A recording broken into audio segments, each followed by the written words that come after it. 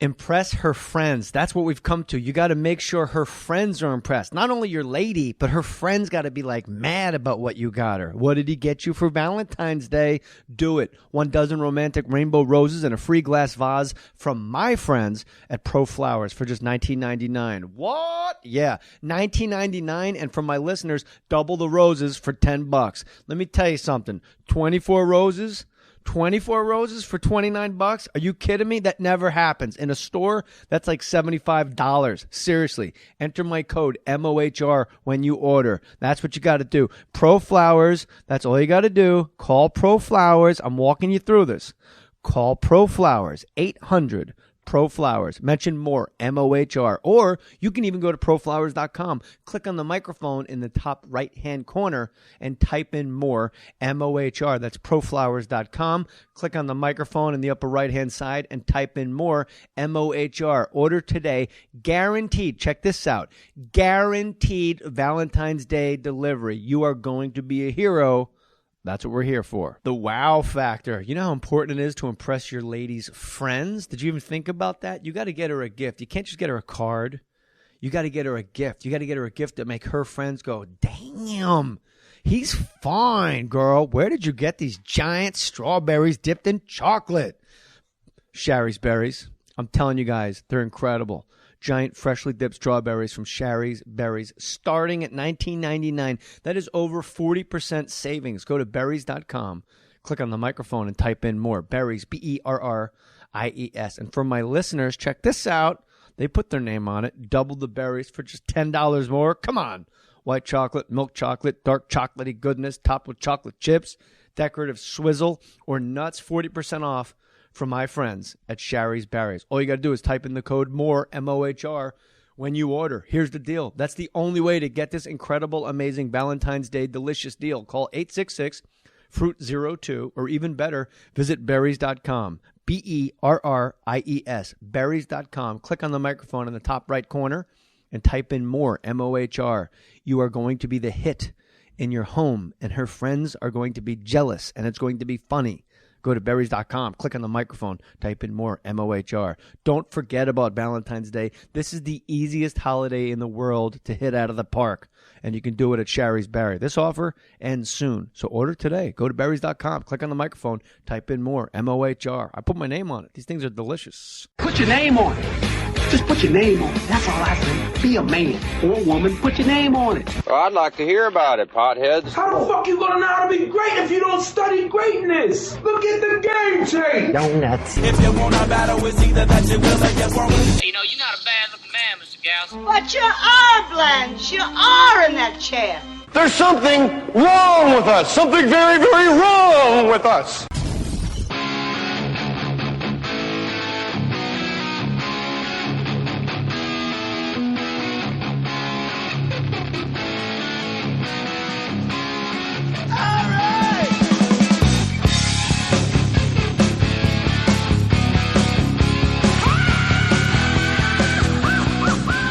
First of all, this is a great podcast for me because it's one where you don't need Kurt Sutter to promote Sons of Anarchy. Like, you guys are up and running, so just the fact that you're willing to sit and do it speaks volumes to that you're just game. You're game to do it and you're fun. Like, you don't need to promote this show at all. A lot of people come and they want to promote like a club date. Right. Like my degenerate pothead comic friends. And you actually have like a #1 show in the world. Yeah, so thank you. Thank you. No, I have no club dates, no agenda other than yet. I like to hear myself talk. Other than that, I have no agenda. Well, you're good at it, and I mean, your house, by the way, we'll briefly touch on this. Is one of the most extraordinary? I feel like Bill Nighy should be listening to Coltrane in a Robert Altman movie, contemplating, the woes of the world. This is an astounding home. It's nice. It's a built in 1962 by a protege.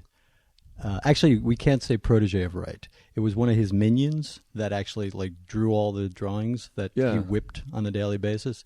And dude was an architect and built his own house, obviously with those influences, but built it just like a fucking bridge. You know. So Wright had a whole bunch of guys. He was like Andy Warhol. He had people silk screening for him. Well, you know, he literally, you know, just had, you know, what I've been told is he just has, you know, hundreds of guys that actually, you know, did the drawings for him, and you know, that sort of executed everything. And that's when you're living. Yeah, that's, you know, if you could just sit here and have other people do and run Sons of Anarchy for you. Yeah, I've been trying to do that, and it just doesn't work. Yeah, it really seems to go off the rails once the original showrunners tend to tap out. Here's what I want to know. First of all, it's the perfect pilot of any show I've ever seen. I didn't have any questions. No stone was left unturned. Nothing was overt. Nobody did any mustache twisting. But Katie in particular, when she made her turn, like going all the way back to the pilot, like she scared the shit out of me. Right. She did it. It's almost like that lady Jackie in Animal Kingdom, that Australian actress. Oh, yeah. When she made her little turn in that movie. And you went, oh, my God. Right, what did she do? Right. Yeah, it was great. But what I love, I went all the way back because I've been a fan of the show so long. Like, the show starts with blackbirds pecking at roadkill. And I thought, if that's not indicative of this entire genre, this whole thing, this awesomeness, this world you've created, it's just incredible. Thank you. I'm washing your balls a lot. It's not every day you sit around. See, I'm a sitcom guy, and I come from the world where showrunners are just absolute fucking balloon heads. And they go like, if we get a dog, we'll go up a half a ratings point. And we did good. And you're like, really? Because I went on TV. I saw on the internet we were in 5th place. He goes, not demos, man. I'm like, oh, what demo was that? Yeah. I didn't watch it. Demo? What was your biggest pushback from FX when you brought the show to them? You know, I had a relationship obviously with them from the Shield, you know, and I hate change, you know. So I was on the Shield for 7 years, and you know, from the time I was a staff writer till I was, you know, an executive producer, and so I had a good relationship with them. I liked John Landgraf a lot. I thought I dealt with and pitched the show to some other places and talked to a lot of other executives who, quite frankly, were just not as smart as he was, or at least was not in tune to the process of creatives. I think John's awareness is one of his biggest assets, is that he understands the process of creatives. So we pitched it to him, and he bought it in the room, and you know, we obviously it goes through a lot of incarnations early on, but the core of the show was always there. I think in the original pitch, there was this notion that perhaps Clay. I think we were talking about killing Clay early on because we wanted to go out and try to get a big star to do the role, and thought, well, maybe we can get somebody for one season, you know. Yeah. That's what they do, like on Dexter. There's always like Jimmy Smits comes in for 6 episodes. They kill him, then they bring in the next big. John Lithgow comes in. Yeah. So we were thinking, well, maybe that's what we do. And then as we explored it, and really what ultimately we realized, and in that you know, in my goofy Hamlet archetype, was that trilogy of you know, of stepfather and mother and son really became sort of the core of the show. So we sort of let go of some of those original ideas, as you should. I mean, I think the great thing about what I'm able Well, you to... said you don't like change. So how hard is it for you to let go of those ideas, especially when a suit's giving you the idea to let go of it? Right. You know, here's the deal. I think if somebody said to me, you have to do this, then I become who I am, which is, fuck you, I don't care how bad it is, we're going to do it my way. But I think what the process was, okay, let's see where it goes. And I think as it developed, it sort of became aware to everybody that that's where it was going. Do you know what I mean? Yeah, so, but for the listener, when they buy it in the room, right. Are you handing in scripts? Do they see like an arc? Are you up to like script 8 and they realize this is incredible and it's not fading, it's strong all the way through? Or are you actually in production before they realize we don't want to bother this? This is a really good thing we have. Right. No, the process is usually like to take a step back, the way this all began was I was approached by Art Linson and John Linson, who are movie guys, and they were trying to get a feature up in the world of motorcycle clubs, and it was sort of a weird time to sell that project, and then they thought, well, maybe there's something in the TV world, and Art's best friend, one of his best friends, was Mamet, right? And he went to Mamet, and Mamet was doing the unit with Sean Ryan. So Sean was the one that said, hey, you should talk to Kurt Sutter.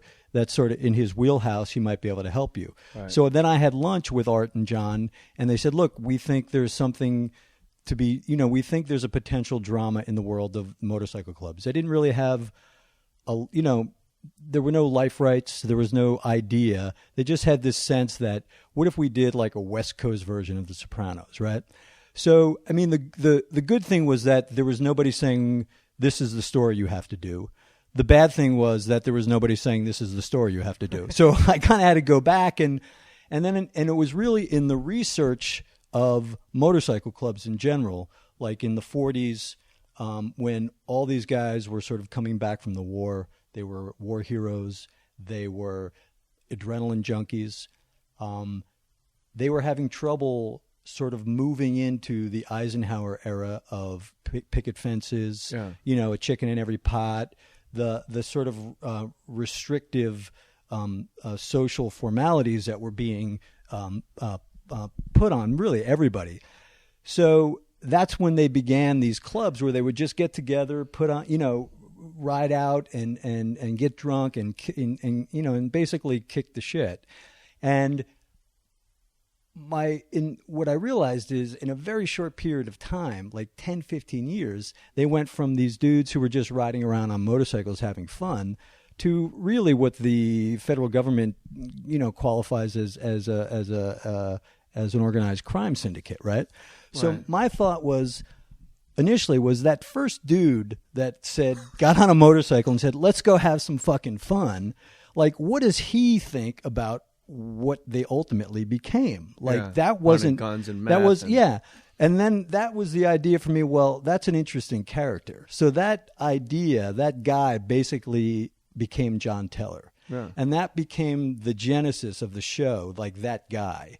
And then I basically just ripped off Hamlet and created that paradigm in terms of the stepson and the mother, and then that journal he finds in the pilot. But your protagonist, I mean, Jackson's dad, to have the voice of reason come from someone posthumously is so. That's not something that anybody's really seen on TV. Right. And the reason that your show is such an anomaly, and I don't think the listeners realize this, it's impossible for a network not to fuck something up. Yeah. And in your case, I mean, years later, it's still as good as it was in the beginning. So, and also you must be more talented, and I know it really seems like I'm washing your balls, but it's deserved, and I'll wash them well. But like thematically, and like The Shield and Sons of Anarchy it's like the North and South Pole. Like, you got Chickless, and it's like, I'm this tough, I'm the guy. It's that one I get, and I understand it. But like Sons of Anarchy is this standalone thing. It's a world. The best example you said was a West Coast Sopranos. Like, it made me excited hearing it now, and it made me want to go write it. Like, oh wait, I'm talking to the guy that did it. Right. Like, it's such an exciting thing. I don't think California really gets enough run. Right. I've always been obsessed with it. Like, me and your guy and I were talking about, music and like jazz in the 50s. I'm like, how nobody ever made like a Chet Baker movie? Like, who didn't want to California in the 50s? Right. And when you brought up the motorcycle gangs after the world on the West Coast, it's bananas. So anyway, I digress.